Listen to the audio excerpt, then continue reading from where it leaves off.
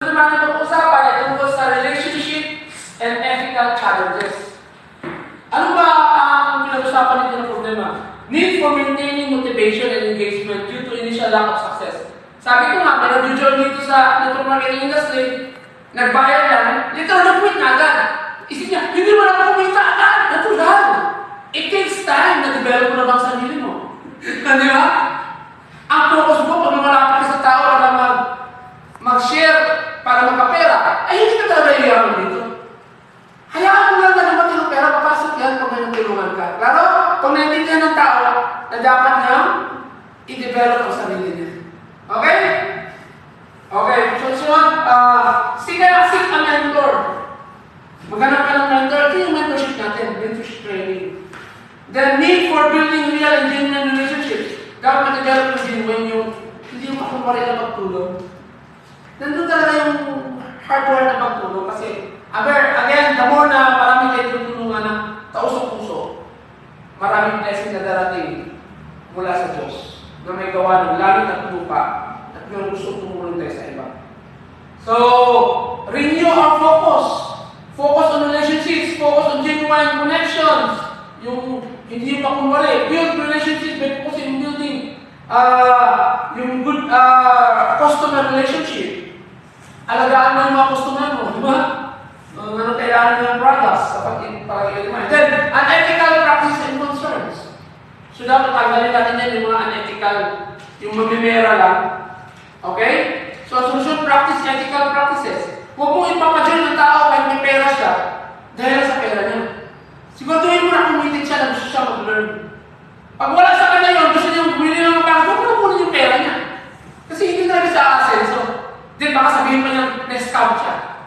Kasi hindi siya nakabawi. This is wrong. Pag may pera siya, kasi hindi siya committed, oo na. Later na, pag committed, gusto mo na matuto. Gusto mo na mabuhay ng pag-iisip mo. Okay? Ang pag-uugali mo. Doon ka naman, Joy. Tatanggapin mo na ang pera mo. Kasi ang malaga dito, hindi yung pera. Yung commitment mo na gusto mo talaga gumanda ang buhay mo at makatulong sa ibang tao. Pag gano'n ang commitment mo, gusto mo tumulong sa ibang tao at gumanda ang buhay, tatanggapin mo ang pera mo. Yun ang ethical practices. Pero pag nakita mo, may pera sa kaya makuha mo yung pera yan. Ay, ito mismo hindi ka mag-develop. Okay? So, kailangan matuto talaga sa sarili. Need for maintaining team cohesions. Paano magka-unite ang grupo? Again, nasa paano sistema natin yan, di ba? Pag nakita mo nagbasa, congratulate mo, very good. Ano ba? I-appreciate mo. Ganoon. Okay. So, yun ang walang dito sa pag-improve na yung i-develop natin yung community na kung saan meron tayong sense of belongingness. Kaya nga, napansin mo kanina, nagtatanong ako tungkol sa'yo, di ba? Kasi ang punto doon is, makilala kita. At alam mo kung paano matulungan. Para gano'n, nag-isip ko paano matulungan. Next is need for balancing personal and business life. Paano mo mabalance yun? Nasa iyo yun. Pero dito matututo ka kung paano pag nagiginig ka sa mga meetings natin. Kaya umatin ka! Huwag lang yung online lang, di ba? Ang kaya mo punta sa lugar, mas maganda. Pero magkakaroon tayo ng mga online sessions na doon may sharing. Tama? Lalo nung lumamit tayo, marami na tayo ibang bansa, nakasama natin. Online na talaga yan, ma'am. Online na talaga yan. Then, doon na tayo mag-meet sa kanila, di ba? Dito kasi face-to-face pa tayo. Need for proper sales and personal budget management. Dito matutunan mo yan. Kasama dito ang financial management. Paano ka gumamit ng accounting for non-accountants. Magaling ako dyan. Tinuturo ko yung accounting for non-accountants. Kasi trainer nga ako ng DTI dati. Kaya ako ituro yung accounting. Kaya hindi ako graduate ng accounting course. Okay? Tinuturo kasi ako sa par planning dati. Tinuro ko yung accounting. Debit, credit. Okay? Gumawa ng balance sheet, simple balance sheet, at journalizing, financial statements, kaya ko gawin yun. Nasa simpleng paraan. Practical na paraan. At dito matututo ka pag kasama tayo dito. Okay.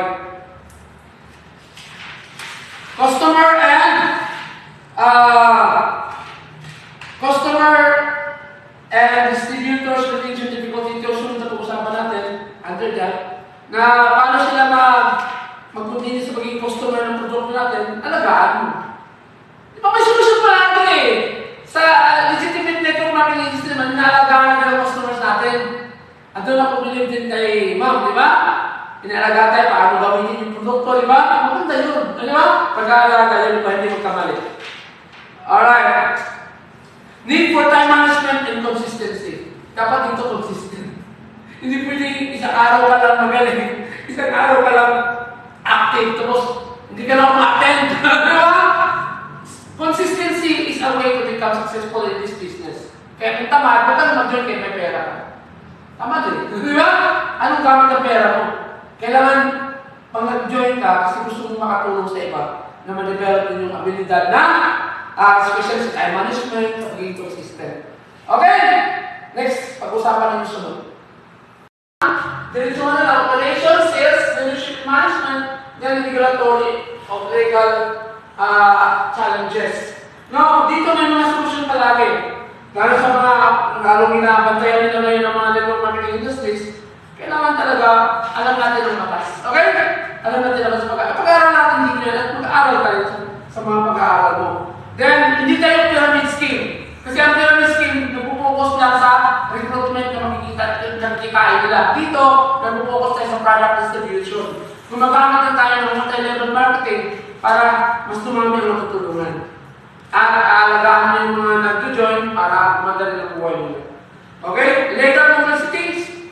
Legal na legal ang kumpanya natin. Ang galing ng ating may-ari din.